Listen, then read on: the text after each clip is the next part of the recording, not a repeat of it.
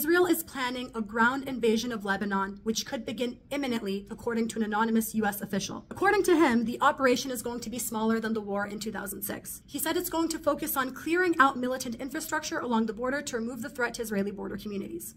Now, we're talking about Israel here.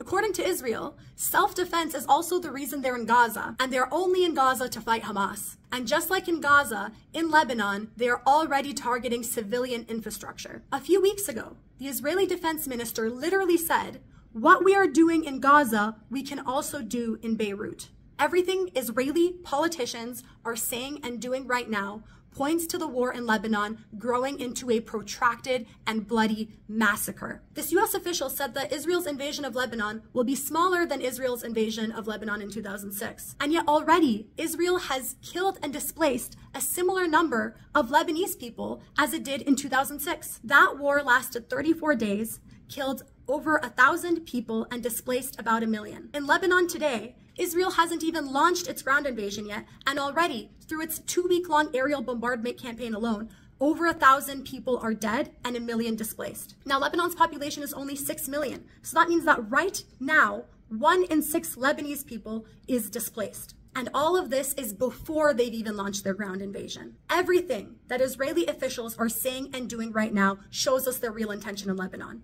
It shows that their real intention is to have a long, protracted, all-out war. And their war aims are not just limited to Lebanon, by the way. In the last 24 hours alone, Israel has bombed Gaza, Lebanon, Yemen, and Syria. And Netanyahu has directly threatened Iran and the entire Middle East when he said, "There is no place in Iran that the long arm of Israel cannot reach." And that's true of the entire Middle East. Now, Israeli officials say that everything they're doing right now in Gaza, the West Bank, Lebanon, everywhere, is to guarantee the safety of Israeli citizens. But we know that this is nonsense. The only reason any of these countries have even entered hostilities with Israel is because it is committing a genocide against the Palestinians. Netanyahu could end all of this at any point by signing a ceasefire deal, but instead he has repeatedly sabotaged the negotiations. Instead, he is doing everything he can to continue the genocide and to start new wars in the region. Thousands of innocent people will die in Lebanon because of this invasion, but that is still not enough for Netanyahu. What he's really got his eye on is Iran. He's been trying to provoke a war with Iran for months. We saw this when he assassinated a high-ranking Iranian official at the Iranian consulate in Syria, which is technically Iranian soil. In order to save face, Iran responded, but its response was quite mild. So then he killed Haniyeh, the leader of Hamas, while he was visiting Iran and under the government's protection. This was a huge humiliation for Iranian officials because it showed the world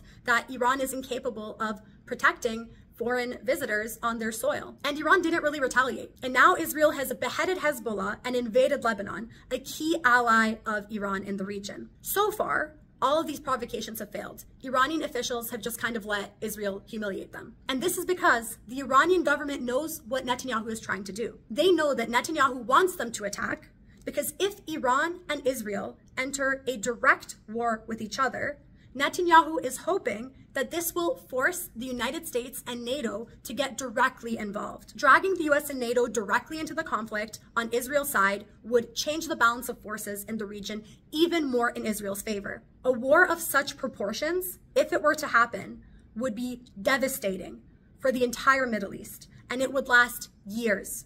But why?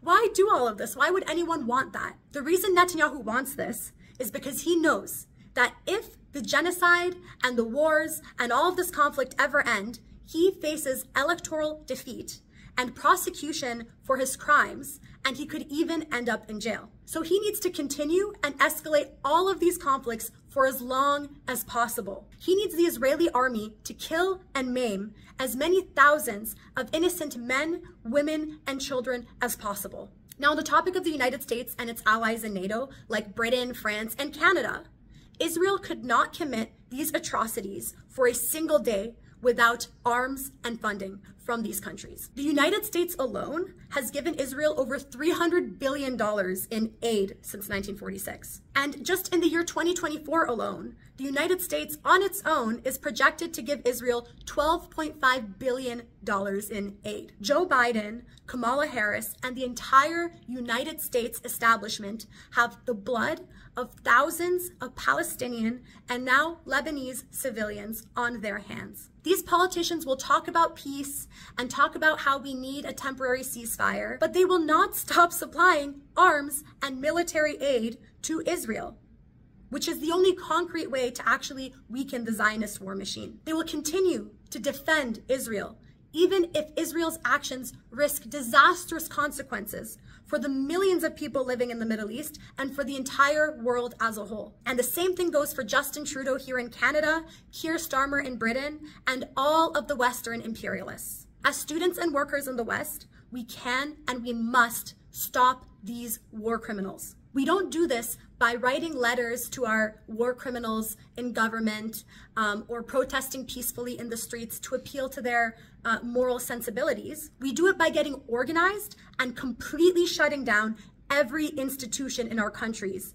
that support imperialism. And this starts with the youth. This starts with the universities. This starts with student strikes that fully shut down the universities all across the country and force them to disclose and divest. Spreading that movement across all of Canadian society to fully shut down all of the imperialist institutions and bring down the warmongers. This is not something that we are talking about in the abstract. This is concrete. This is right now.